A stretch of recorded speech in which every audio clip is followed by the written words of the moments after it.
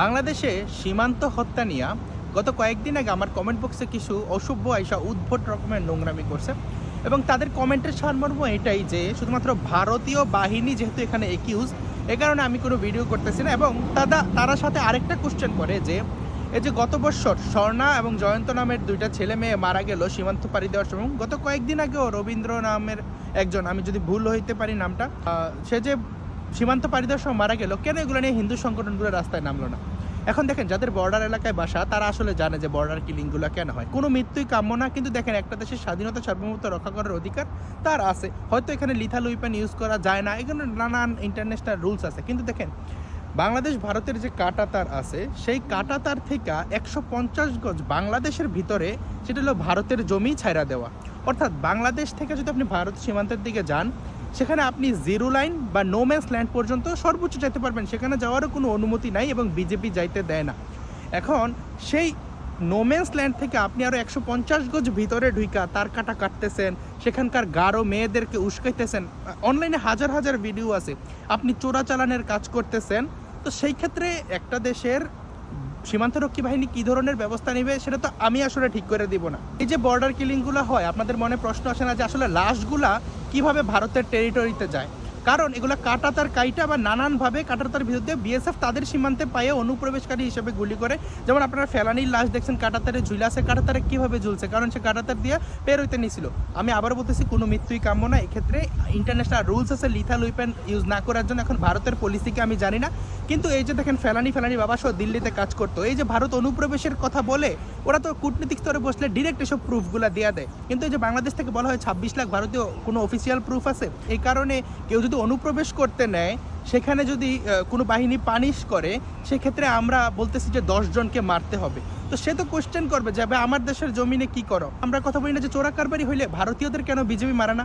কারণ ভারতের যে কাঁটাতার সেটা তো অলরেডি বাংলাদেশ থেকে 150 গজ দূরে। মানে ভারতীয় লোকজন যদি কাঁটাতার কাইটা আরও 150 গজ বাংলাদেশের ভিতরে আসে, তাইলেও সেটা ভারতের টেরিটরি। তারপরে সে নোম্যান্স ল্যান্ড যদি পার হয়, সেই ক্ষেত্রে বিজেপি তাকে ধরতে পারবে, কারণ ভারত অলরেডি 150 গজ বাংলাদেশ থেকে ভিতরে যায় আর কাঁটাতার দিছে। সেক্ষেত্রে ভারতের সাথে নেগোসিয়েশন হতে পারে যে যেন লিথাল উইপেন ইউজ না করে। কিন্তু আপনার দেশের মানুষজন বলতেছে যে আপনারা ঘোড়া নিয়ে যাইবেন, সেখানে যাইয়া দিল্লি দখল কইরা তারপর রাষ্ট্রপ্রধানকে টাইনা নামবে, নাইমা তারপরে সেখানে কিসের পতাকা উড়াইবে। তো সেক্ষেত্রে তো একটা দেশ সিকিউরিটি থ্রেট ফিল করা খুবই খুবই খুবই স্বাভাবিক, খুবই নর্মাল। তো আপনারা এখান থেকে বলবেন যে দখল করবেন, আবার অনুপ্রবেশ করতে গেলে যদি তারা লিথাল ওয়েপন ইউজ করে, সেক্ষেত্রেও আপনাদের সমস্যা। এগুলো নেগোসিয়েশন ব্যাপার। কিন্তু শুধুমাত্র ভারত একটা হিন্দু সংখ্যাগরিষ্ঠ দেশ, এ কারণে দেখেন ইন্ডিয়াকে বললে যে রেন্ডিয়া, কিন্তু সীমান্তে তো কোনো মৃত্যুই কাম্য নয়। তো ভারত কি সেখানে হিন্দু মুসলিম দেখে?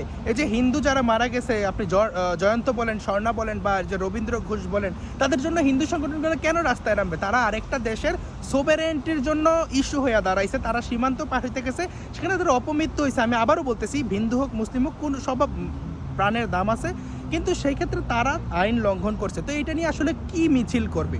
যেগুলো ভ্যালিড ইস্যু, হিন্দুদের প্রতি জাতিবিদ্বেষ, প্রতিটা পদে পদে যে হিন্দুদেরকে নির্যাতন করা হইতেছে, বঞ্চনা বৈষম্যের শিকার হইতেছে, সেটা নিয়ে রাস্তায় নামলে বলে এগুলো ইন্ডিয়ান এজেন্ডা।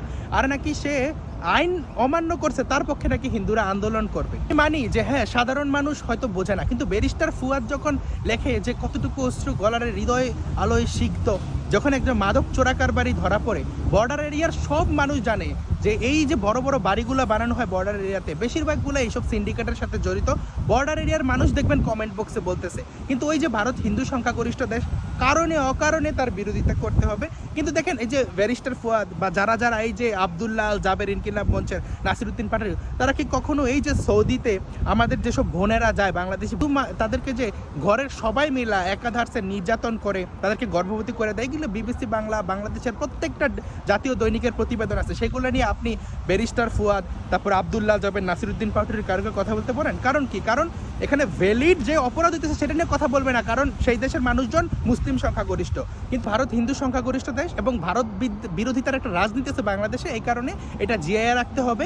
যদি শুধুমাত্র আমি অপরাধীও হই, সেক্ষেত্রে আমার কোনো দোষ নাই। আমি যদি চোরা কারবারি কন্ট্রোল করতে না পারি, সেক্ষেত্রে আমার কোনো দোষ নাই। দিন শেষে এই সম্পূর্ণ ব্যাপারটা বাংলাদেশের কূটনৈতিক ইস্যু, কূটনৈতিক সফলতার উপর নির্ভর করে। কিন্তু দেশের নাগরিক সকাল বিকাল থ্রেট দেয় যে ভারত দখল করব, সেই দেশের অনুপ্রবেশকারীদের জন্য ভারত কোন নীতি গ্রহণ করবে, কী ধরনের কূটনীতি হবে, সেটা আমার জানা নাই। তো আমি কামনা করি সীমান্তে মৃত্যু যেন একদম শূন্যতে নেমে আসে।